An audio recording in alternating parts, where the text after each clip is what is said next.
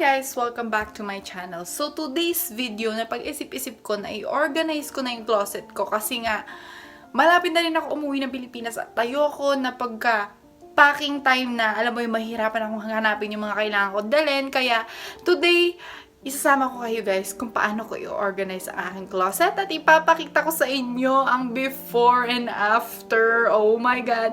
Isa tong kahihiyan. Kasi, sa totoo lang, busy person talaga ako. Kaya yung closet ko talaga super messy na pati yung mom ko nagagalit na parang hindi ako babae, ganyan-ganyan. Pero, they don't understand. I'm busy. That's why I cannot do it. Pero today, dahil nasa mood ako at nakainom ako ng kape at medyo hyper ako, lilinisan na natin ang closet natin. Hindi siya madumi, magulo lang siya, kung saan-saan lang nakalagay yung mga bagay-bagay. Kaya today, sasamahan niyo ako maglinis ng closet ko at i-organize ko ang closet ko. So, ipapakita ko na sa inyo guys yung closet ko. So, ito po ang aking closet. At meron din po akong damit dyan kasi ganun talaga ako unorganized. So, o-open na natin siya. Ito na guys! Charan! Diba? Napakaganda na talaga ng closet ko. Ayan, andyan yung mga jacket ko, mga long sleeve and everything. Nandito yung mga damit ko.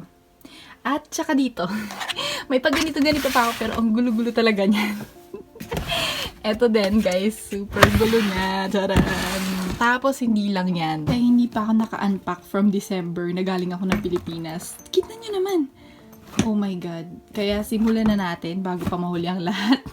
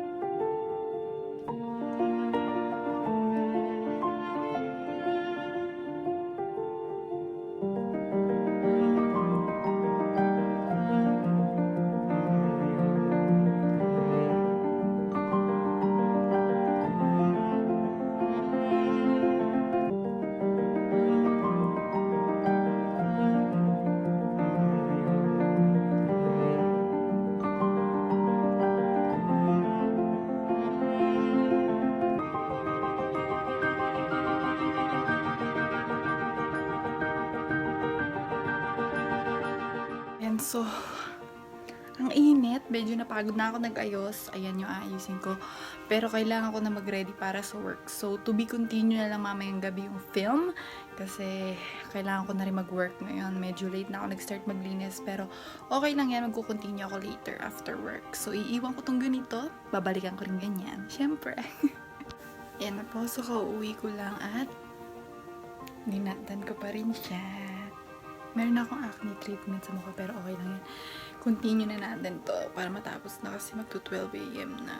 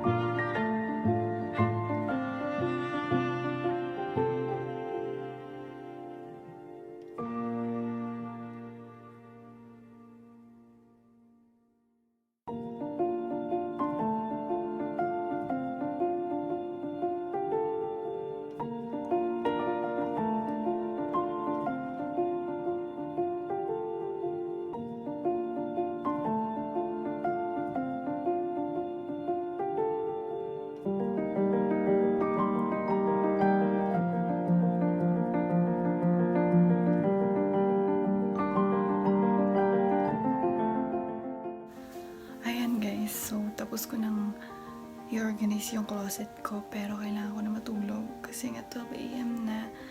Bukas ko na lang ipapakita yung outcome. ng closet ko and ayusin ko rin yung tuktok. Hindi pa fully done, pero i-continue ko bukas. See you tomorrow.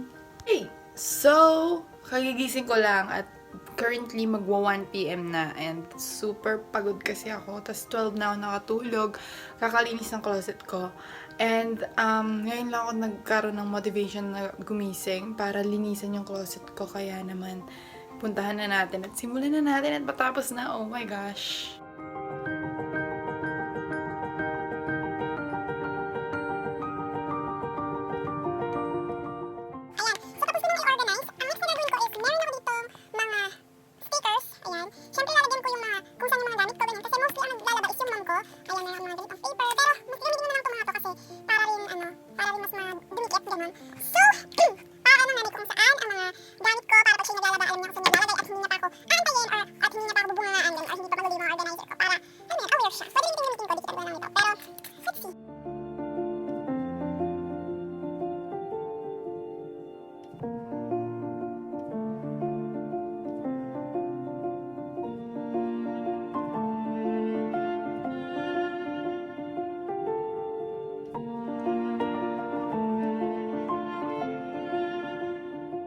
Okay guys, so tapos ko na maglinis, tapos ko na. Hindi na mapag-Tagalog. Okay guys, so tapos na ako maglinis ng closet ko at medyo nagpahinga na ako. Ipapakita ko na sa inyo guys kung paano ko siya inorganize para naman share ko lang, wala lang, tip ko lang i-share kung paano ko siya inorganize. Kaya tara, simulan na natin. So eto na ang aking closet. Pag binuksan mo yan, tada! Wall lang ang sasalubong. Charot lang. So, pag binuksan mo yan, eto yung makikita mo. Ayan. Ayan. So, dito sa taas, nandyan yung mga pillowcase, towel, bed sheets, mga ganyan. So, hindi ko na pinakailamanan yan. Medyo inayos ko lang ng very light. Tapos, ngayon, dito sa baba naman, mas pinili kong ilagay yung jeans ko dito, yung mga jeans ko. Ito yung mostly na ginagamit kong mga jeans.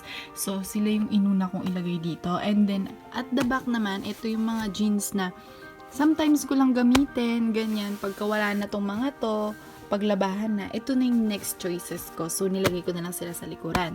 And then, dito naman sa kabilang side na to, dito ko nilagay yung shorts ko. Actually, konti lang yung shorts ko. Hindi ko alam kung nasa iba kong shorts. Pero ito yung mga shorts ko, yung skirt, ganyan. Tapos, dito naman yung mga leggings ko kasi winter is coming na. So, kailangan prepared. And then, this side naman, ito yung mga 2 towels ko. And then, ito yung uniform ko para easy to grab na lang when you're in a hurry. Ngayon, as you can see, merong 2-sided. Hindi ko na lang nilagyan dito sa middle para mas makita ito pagkakailangan. Merong 2-sided. Itong side na to, hindi to sa akin. Ito yung sa mom ko. Minsan nag-share kami kasi nga wala na ring laman yung... Ay, wala nang space yung kanyang closet and that. So, dito lang tayo sa side na to. So, ito yung sa mom ko. So, inorganize ko lang ng very, very light. Nilagay ko tong hanger dito in front. So, pag kailangan ko ng hanger, mayroon ako makuha. Ayan. Let's move here.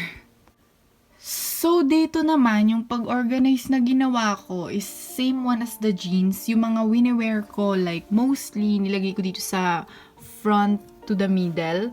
Tapos yung mga nandun sa dulo, yun yung mga minsan ko lang i-wear. Ayan, as you guys can see. Hindi ko siya ginawa by like color or whatever na organize. Kasi gusto ko lang gawin siya by like kung ano yung ginagamit ko mostly. Kaya ganito ko siya ginawa.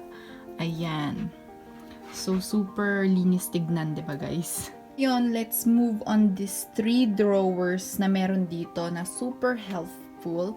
Etong first drawer on the top, ayan, dito ko nilagay yung mga underwear ko, yung mga sports bra ko, ganyan. Wag na natin masyadong pakita kasi underwear yan. Pero doon ko nilagay yon. And then, dito naman sa second, dito ko nilagay yung mga pang-alis kong t-shirt, ito yung mga pang-alis kong t-shirt, pang-alis kong long sleeve na hindi ko na hinanger. Tapos, pang-alis ko na sleeveless, ganyan. Tapos, ito din, yung mga t-shirt na medyo sexy, ganyan. So, dyan ko na lang nilagay yung mga pang-alis ko. And then, Dito sa last drawer naman, dito ko nilagay yung mga pangbahay ko. Yung mga pangbahay kong short. As you can see guys, super konti lang ng mga pangbahay kong damit. Kasi, tinapon ko na yung iba, ganyan. So, hindi ko naman na sila masyadong ginagamit. Yung mga short kong pangbahay, pantulog ko, mga damit ko na pangbahay, dyan ko nilagay para hindi na ako mahirapang hanap-hanapin sila. Ayan, so basically, ganun ko lang inorganize. Kung nagtataka kayo, nasaan yung mga bra ko? Bakit wala akong bra? Baka iniisip nyo wala akong pagbabrahan. Kaya talaga. Gusto na akong ilagay yung bra ko dun sa labas. Kasi may drawer kami sa labas para pagkapasok ko ng CR, i-grab ko na lang dun. And that easy para hindi rin kumakain masyado ng space kasi super dami din yan. So, ayun. Ayan, so pupuntahan natin kung saan ko nilagay yung mga bra ko at saka yung mga swimsuit ko. Kasi nga ayoko nang halo-halo siya, ganon. So, so, meron kaming drawer dito, pero hindi sa akin yung tatlong yan. Ito lang yung ginamit ko sa tuktok. Oh my God, may Pantene pa dyan. Hindi tayo bayad, charot. So, ayan. Dito ko nilagay yung mga bra ko. Swimsuits. Ayan, para pagkakailangan ko ng bra and swimsuits, andyan lang agad-agad. Hindi na ako magkakalkal kung saan-saan pa.